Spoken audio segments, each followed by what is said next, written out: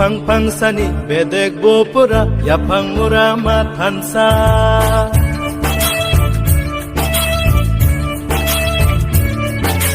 Bupang pangsani bedek bopura yapang murama thansa Buma khorsani besa bedirok sinle ohani besa Tiprasa Tiprasa Tiprasa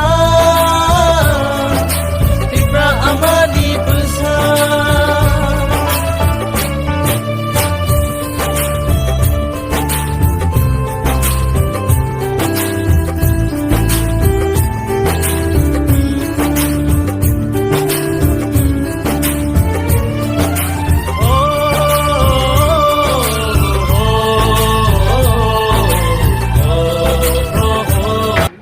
রাজ্যের development, রাজ্যের অগ্রগতি আমরা জানি।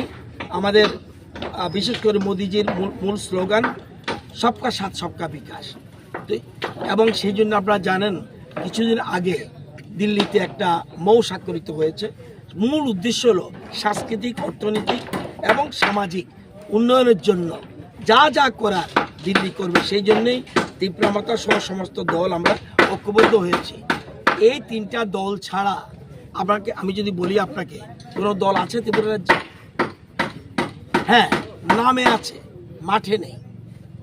বর্তমানে বিজেপি, ত্রিপুরা আইপিএফটি মাঠে রয়েছে, আর অন্য কোনো রাজনৈতিক দল নেই বলে আমার বিশ্বাস। ভোটে দাঁড়িয়েছে, আপনারা রেজাল্টের পরে দেখবেন যে দুইটা কেন্দ্রেই বিরোধীদের সবাই জামানত জব্দ হবে। জামানত জব্দ কীভাবে হয় জানেন?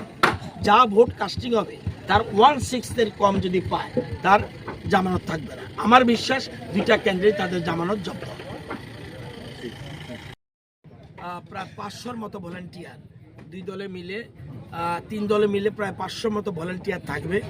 ভলেন্টিয়ারদের আমাদের তিনটা দলের মূল উদ্দেশ্য হল থানচা। সেখানে ভলেন্টিয়ার না থাকলেও চলে, কারণ আমাদের সো ডিসিপ্লিন পার্টি। সুতরাং সবাই আমাদের যারা কার্যকর্তা আসবে এবং সমর্থকরা আসবে সবাই ডিসিপ্লিন। সুতরাং অন্য কোনো দরকার নেই। তবুও আমরা 500-র মতো ভলেন্টিয়ার্স এখানে রেখেছি, যাতে জল খেতে যাতে কোনো অসুবিধা না হয়, তারপরে গাড়ি রাখতে কোনো অসুবিধা না হয়, এবং সেই জন্য আমরা ভলেন্টিয়ারের ব্যবস্থা রেখেছি। কোন ডিস্ট্রিক্ট থেকে আসবে এখানে? অনলি ওয়েস্ট ত্রিপুরা লোকসভা কেন্দ্রের, যেখানে জনজাতিরা, Tiprasa mainly, no ওয়ানচা, only Tiprasa. এমনি তো আমাদের প্রধানমন্ত্রী যখন আসবে ওয়ানচা, তিপ্রাসা রক সব যাবে, কিন্তু এটা আমরা ইচ্ছা করি আমাদের যারা জনজাতি মানুষ তাদের এখানে অ্যাসেম্বল করার চেষ্টা করছি। যেমন যে জায়গায়, যেমন শিবনাথ থেকে আসবে, যেখানে মোহনপুরের ট্রাইবেল বেল্ট আসবে, যেমন জিরানিয়া মজলিশপুরের ট্রাইবেল বেল্ট আসবে, মান্দার পুরো আসবে, সেরকম টাকারজোলা, গোলাঘাটি, বাগমা, ওয়েস্ট ত্রিপুরা লোকসভাকে আমরা সেন্ট্রালি মেইনলি এখানে আমরা জড়ো করার প্ল্যান নিয়েছি।